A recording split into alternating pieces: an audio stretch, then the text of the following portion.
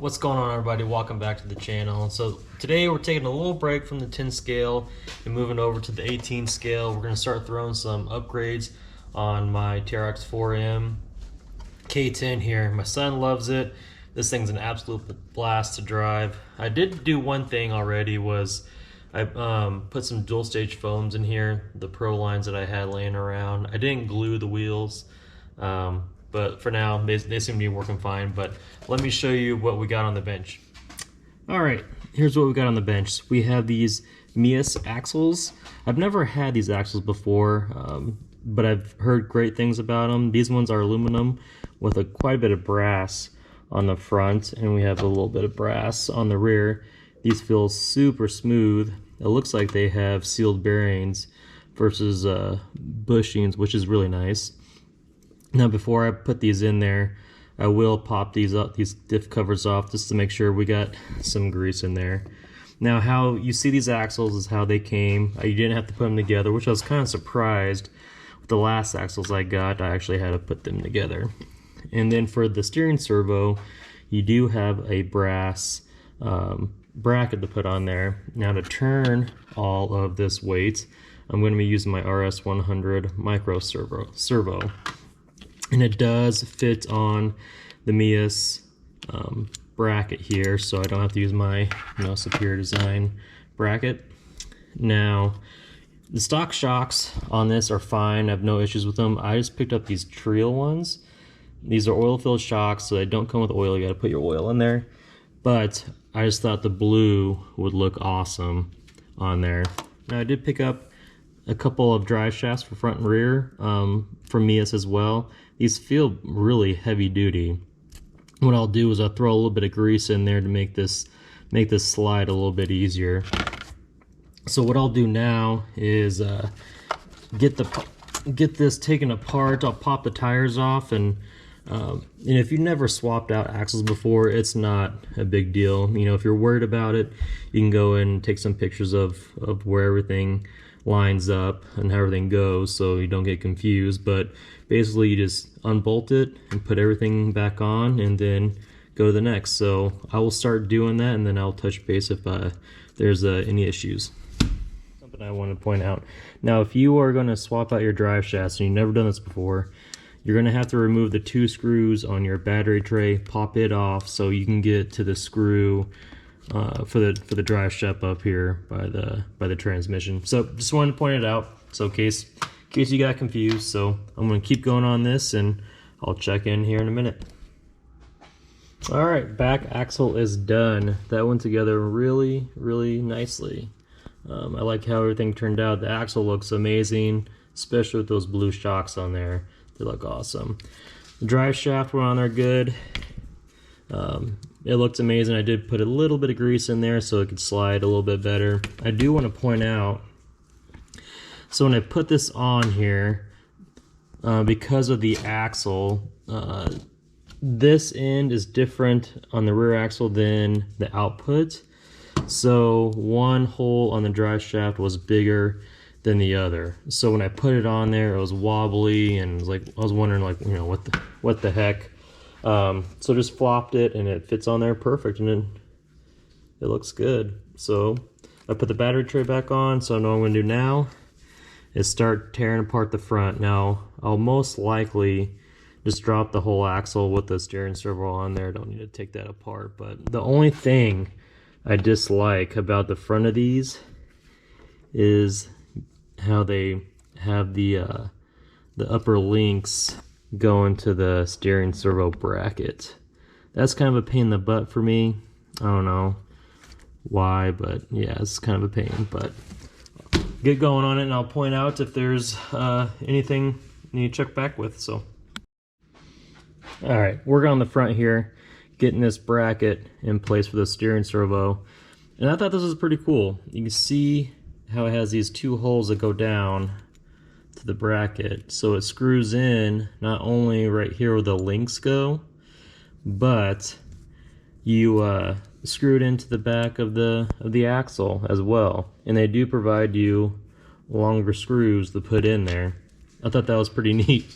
But yeah, that was pretty cool. So Just want to point that out. I did have an issue with the Allen wrench they gave me. It seemed like it was a tad bit too small, so I kind of stripped this one out a little bit. But luckily I had a different size in my toolbox that was the perfect fit to be able to get that off. But I do like the design. That one, it looks awesome, and two, that's a cool design. I really like having that on there. That's awesome. So okay, we'll keep going. All right, first issue. So this front drive shaft. Now, like I said on the rear one, it was machined different to where the end was bigger to fit around this pin here, this shaft on the rear on the axle. So, like I said, I swapped it, but on this front one, it's not machined different. The holes going into the shafts right here on each side are the same. So I can show you here, like on the stock one, like it's not. I even drilled this out a little bit bigger, and it's not going on there. So what I'm gonna do is, I already drilled it, so I think I'm just gonna keep drilling it bigger and bigger to where I can get it to fit on there, because that's a bummer. That sucks. And that took a while to get to, because I didn't buy this off of Amazon. So I'll just keep drilling this a little bit bigger so it'll fit around there and get the front end buttoned up. But other than that, I mean, I'm close. So it's just this part is going to take a bit. So there's that. So this video is proof that I should never do anything when I am exhausted. So it's been a couple days, had an RC event. Let me get some light on here. But I came back and I got it back together. I was exhausted. I should have just stopped what I was doing. But I got it all together, and the axles and the new shocks look absolutely amazing in there. Let me take this body off. So what I had to end up doing with this steering servo is I had to actually use the No Superior Design one. Now the one that came with these axles, I thought would work. When I set them on there real quick, it looked like the holes lined up, but they did not. You could get them started, but the screws would be at an angle, and I just didn't want to do that. So swapped out the bracket, and everything lines up perfect, which in hindsight I should have done in the first place. Now, with this drive shaft is another thing I should have just stopped. So how I ended up drilling this out, that was dumb of me. I should have just stopped, got a hold of the company, let them know what the issue was, and then if they would have swapped it out, great. If not, then I would have, made another decision from there. So I ended up putting the stock one back in there, and then I'll have to figure out what I want to do. The drive shafts do look amazing, but it's kind of a bummer that happened. Now the shocks, I filled them up with oil. There's another thing I screwed up on, is I used too heavy of a weight of an oil, and I can easily swap that out, but still got some good flex to it. And plus the blue on there looks amazing with the blue cover. So I have another issue. Now, see if you can help me with this. I've never had a rig do this.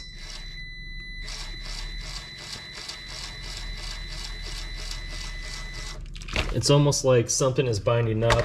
I thought maybe it was the drive shafts being in series, out of series. I played with that. Same thing keeps happening. So I'm not sure if you watch it almost like something is bent in the axles. I've never had this happen before, so I don't know if it's these axles are cursed, but I'm not sure what's going on. There's a lot of binding on there that's making it pop like that. So I'm at a loss. When I had opened these axles up, I didn't see anything out of the ordinary in there, but I just popped them open, put a little bit of grease in there, and then closed them up. So I think what I'm gonna have to do is completely tear this apart, both front and rear, and figure out what the issue was. It's almost like something is bent inside of here that's causing it. So if you have any experience with these axles, please let me know, because I am at a total loss with these. So it's kind of a bummer, but I mean, they do look amazing. It just sucks that that binding is happening. So I'll have to tear it apart and figure it out. But again, if anyone has any experience with this or what the issue might be, please let me know. You know, I'm gonna go ahead and close out the video here, because this has turned into the longest axle install I think we've all ever seen. So please let me know if you have any ideas of what that issue could be, and I appreciate you watching. If you haven't, like, subscribe, do all the YouTube stuff. I really appreciate it. And thank you. I have over 500 followers now, or subscribers if you want to call it, on YouTube. I greatly appreciate every single one of you, and I will see you on the next one.